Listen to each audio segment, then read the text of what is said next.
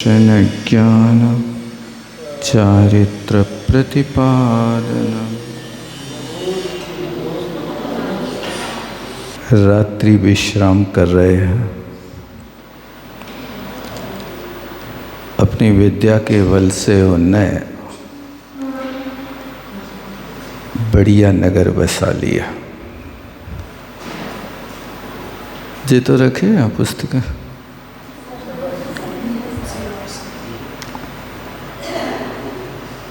तो वहाँ पर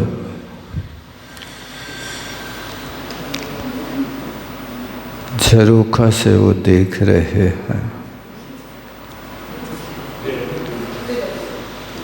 और देखते हुए क्या नाटक देखते हैं। एक चकवी है।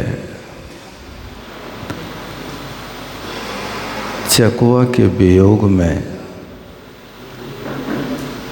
भयंकर दुखी है।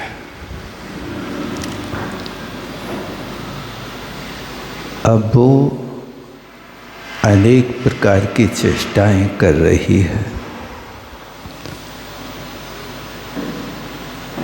वहीं पर पवनंजय देख रहे हैं उसकी चेष्टा को।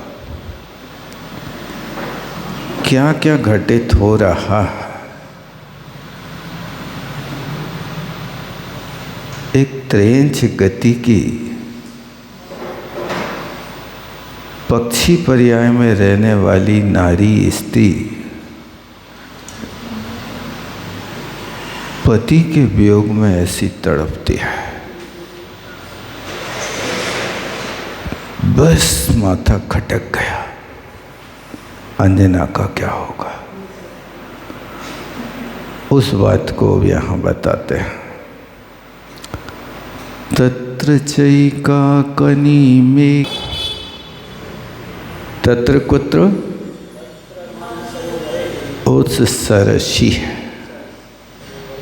मान सरोवर के किनारे पर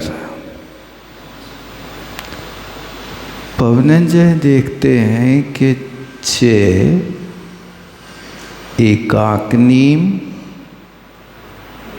मिला एकाम चक्रवाकी काम आकुलम। पवनंजय ने उस सरोवर के तट पर एक चकवी को देखा। आप कहोगे चकवी कहाँ से निकाल लिया, स्त्रीलिंग विशेषण है ये सब। एकाग्नि एका आकुला आदि आदि जो दे रहे हैं, एक कर्म है स्त्रीलिंग के द्वितीया के एक वचन। एकाग्नि एक चकवी, वो कैसी है। चक्रवाकी काम आकुला, वो चकवा के वियोग में, चक्रवाकी का माने चकवी, आकुला अत्यंत आकुलित है। वो वियोग रूपी अनल माने अग्नि में संतप्ता, जैसे झुलस गई हो।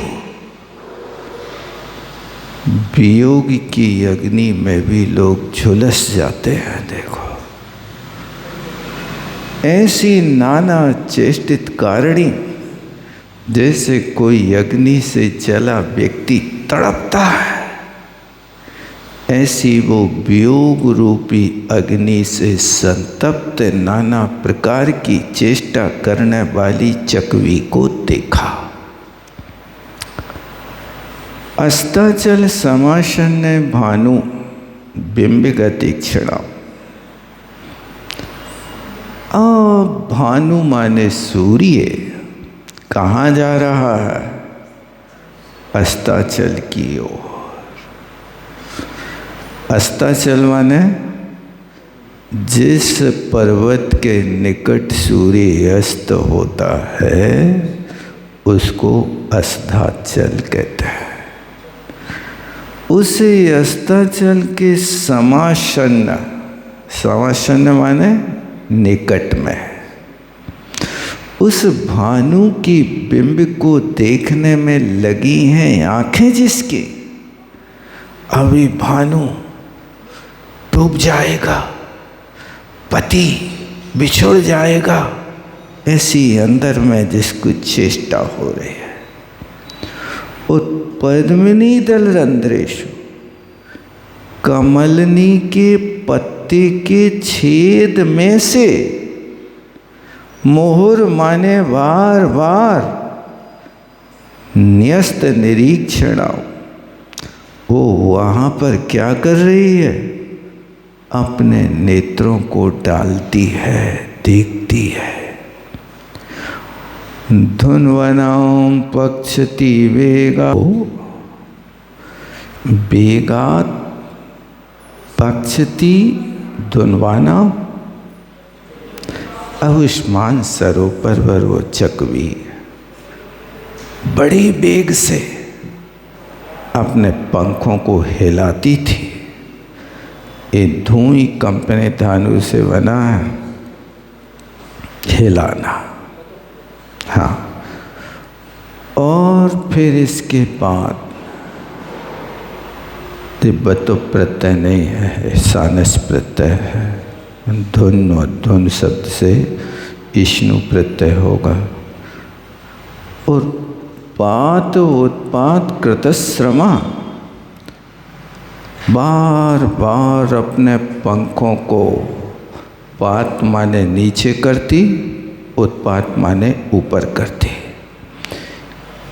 इससे भी जिसको बहुत श्रम हो गया, थक गई, अब पंख उड़ाने में भी तो शक्ति चाहिए ना, उससे थक जाते हैं। अब दाना खाने वाले लोग कितना श्रम करेंगे। मृणाल सकल स्वादु, मृणाल के सकल माने टुकड़े का स्वाद करने वाली है। कमल की जो नाल होती ना, उसको मृणाल कहते हैं। तो ये चकवा चकवी उसको खाते होंगे। तो मृणाल के सकल माने टुकड़े की स्वादु, स्वाद लेती थी। और दुखितां विषम पश्यन्ति, अत्यंत दुखी होती हुई बस रास्ते को देखती रहती कि पति आ जाए, पति आ जाए। ऐसी वो चकवी थी। अब इसी बीच जले निजम प्रतिबिंबम दृष्टवा, अब ये सब क्रियाएं कर रही थी। तो उस मान सरोवर के पानी में, जल में, निजम प्रतिबिंबम, अपना प्रतिबिंब पड़ा। उस प्रतिबिंब को देख करके दयित शंख ने, अरे पति आ गया, पति आ गया, ऐसी शंका से उस जल में आहुवंती, वो बोलाती थी। और तद अप्राप्त्य, जब वो नहीं आता था तो परमाम शोचम ब्रजती, वह अत्यंत शोक को प्राप्त हो जाती थी। नाना देशोद्भवम श्रुत्वा प्रति शब्दम प्रियास्य, अब उस मान सरोवर पर अनेक देशों से आने वाले चकवा चकवी पक्षी सुबह सब अपने शब्द करते थे। तो उन पक्षियों के शब्द को श्रुत्वा, सुन करके, प्रियायासया, मेरा पति आ गया, ऐसी आशा से उन शब्द को बड़े ध्यान से सुनती थी कि मेरे पति का शब्द कहाँ छुप गया। ऐसी चक्रम यो भ्रमम आरूढ़ाम, जैसे चके पर बैठा हुआ कोई व्यक्ति घूमता रहता है, ऐसी वो चकवी भ्रम रूपी चके पर बैठ करके साधु लोचनाम कुर्वती, बार बार अपनी आंखें टिकाए थी, पति कब आ रहा, ऐसी वो चेष्टा कर रही थी।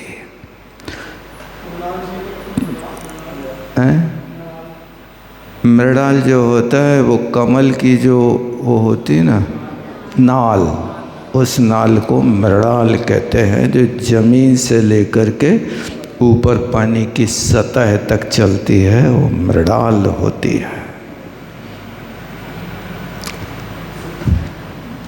तटपादप मारुह्य,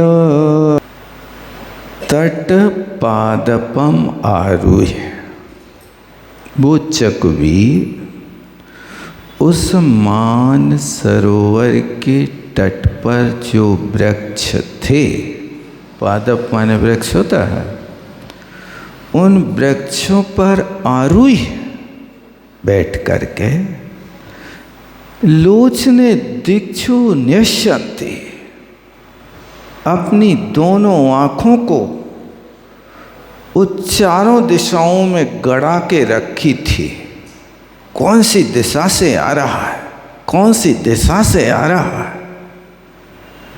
और जब उन दिशाओं में देखते देखते तत्र या दृष्ट्वा, जब नहीं दिखाई देता, पुनः पातम आचरन्ति महाजवम, फिर महाजव माने अत्यंत वेग के साथ पातम आचरन्ति, नीचे आकर के फिर गिर जाती थे। उन्नयंतीम रजो दूरम पद्मानाम पक्ष धूथि, अपने पक्ष माने पंखों से, पद्मा माने कमलों की, रज, रज माने जो पराग है, उस पराग को उन्नयंतीम दूरम, बहुत दूर तक उड़ाती थी कि इसकी पराग को सुन के कहीं वो उसका पति उस पद्म के पास आ जाए तो मिल जाए। लेकिन चिरम तदगत्या, चिरकाल तक चकवी की ये दशा देख करके असौ, असौ का पवनंजया वायु कुमारा, कृपा हृता, अत्यंत कृपा से युक्त हो गया, माने दयाद्र चित्त हो गया। और तद गतिया दृष्टिया ददर्श चिरम, चिरकाल तक उस चकवी की दशा देखता रहा, देखता रहा। अरे अभी तो इसको घंटों ही नहीं व्यतीत हुए, ऐसी पागल हो रही है। ओहो, अब माथा ठनक रहा है। इति चे अचिंत्यत पवनंजय अब सोचने लगे, अस्या कष्टम प्राप्तम येदम, इस चकवी को इतना कष्ट है पति के वियोग का। ओहो, यत् प्रियेण विमुक्ता यम सो वैन न दयते, दयते, तो कहते हैं यम इस शोक रूपी अग्नि में इतनी जल रही है जिसका कोई हिसाब नहीं है। ऐसे वो विचार करते हुए विमुक्तायम प्रियण, ये अपने प्रिय पति से छूट गई है। विमुक्ता इयम ऐसा निकाला, स्त्रीलिंग है चकवी, इसलिए यह छूट गई है। तदेव इदं सरो तदेव इदं सरा। अरे वह ही इदं सरा, ये वही तो सरोवर है, मानसरोवर है, जहाँ पर रम्यम सरा, अत्यंत रमणीक सरोवर। जो सरोवर कैसा है? चंद्र सन्दन शीतलम, चंद्रमा की तरह या चंदन की तरह अत्यंत शीतल शांतिदायक। ओ मानसरोवर दाव कल्पम अभूत अस्या। अस्या कस्या? इस चकवी के लिए। दाव कल्पम, दाव जानते हैं? दावानल की अग्नि को दाव कहते हैं। जो दावानल की अग्नि होती पानी को भी जलाने में समर्थ होती है। यानी चंदन और चंद्रमा से भी शीतल मान सरोवर इस चकवी को दावानल की तरह जला रहा है। क्यों? नाथ वियुक्तताम प्राप्त, अब अपने स्वामी से वियोग हो गया है, इसलिए इसकी दशा हो रही है। अर्मणीन विमुक्ताया पल्लवों भी खड़कता। यदि अपने प्राण प्रिय पति से वियुक्त होती है तो उसके लिए कोमल कोपल भी तलवार की तरह लगती है। खड़गताम, तलवार जैसी लग रही है। चंद्रांशु रपि वज्रत्वम, चंद्रमा की ठंडी किरणें भी वज्र की तरह पीड़ित करती हैं। ज़्यादा क्या कहें? स्वर्गोपी नरकायते, स्वर्ग भी नरक जैसा लग रहा है। नरक बना के रख दिया, ऐसा कहते हैं ना। इति चिंतयता तस्स, इस प्रकार का चिंतन करता हुआ पवनंजय का प्रियाया मानसम गतम, ये सब चकवी की दशा देख करके अपनी अंजना की ओर मन चला गया। तत्प्रीत्या, उसकी प्रीति से च ऐच्छत उद्देशाम तद विवाहे निषेवितान। अब इस प्रीति से वो इस स्थान को देखने लगा, क्योंकि इसी स्थान पर तो विवाह हुआ था। ये विवाह मंडप था, यहाँ अंजना का महल था, यहाँ पर ये हुआ था। वो सब चीज़ें स्मृति में आने लगे। जब प्रेम आता है तो फिर ये सब चीज़ें स्मरण में आने लगती हैं। तद विवाहे, विवाह के समय पर वो मानसरोवर तो था, उस स्थान पर उनको वो चैक्षत देखने लगा। चक्षुषो गोचरी भूतास, चक्षुषो गोचरी भूता तस्स, उस पवनंजय के लिए ते विषव स्थान चक्षुषो गोचरी भूता, आँखों के सामने फोटो आ गई। यहाँ ये था, यहाँ ये था, यहाँ ये था। ओ आँखों के सामने आने पर शोक हेतु वे खेद के कारण हो गए, शोक के हेतु बन गए। मर्म भेदानाम बहुव, और वे सारे के सारे मर्म को भेदन करने वाले भयंकर दुस्सह हो गए। करतारा यो दुस्सह, ये मर्म भेदी करने वाले चित्र अब दुस्सह असहनीय हो गए। अध्यासीच्य इति हा कष्टम, अब इस बात से सोचने लगे, हा कष्टम, बड़े खेद की बात है। क्रूर चेतसा मया, मैं दुष्ट बुद्धि वाला सा कष्टम हा, वह अंजना कितने कष्ट को प्राप्त हुई, बड़े कष्ट की बात है। मुक्ता इयं यो चक्राहा दयितागमत वैकलव्यम, जैसे दयित माने अपने पति प्राण प्रिय के कारण चकवी वैकलव्यम अत्यंत विकलता को प्राप्त हो रही है, उसी तरह अंजना भी विकल होगी।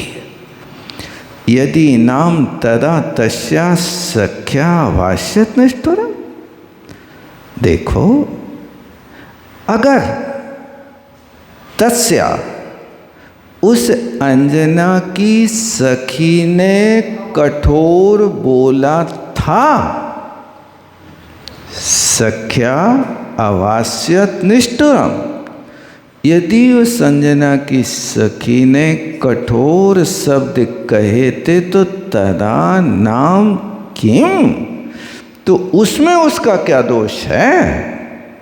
ततो वन्य दीय दोषेण, अरे देखो दूसरे के द्वारा दिए गए दोष से सा मया कस्मात वर्जिता, मुझ जैसे बुद्धू ने उसका क्यों त्याग कर दिया। ये अब बुद्धि पलट गई, पासा पलट गया। अब तक ये बात थी, अब वहाँ अंजना का कर्म शांत हो रहा, जो इतना कठोर कर्म का उदय चल रहा था, अब चकवी के दृष्टांत से अंजना की यहाँ भाग्य रेखा बदल गई।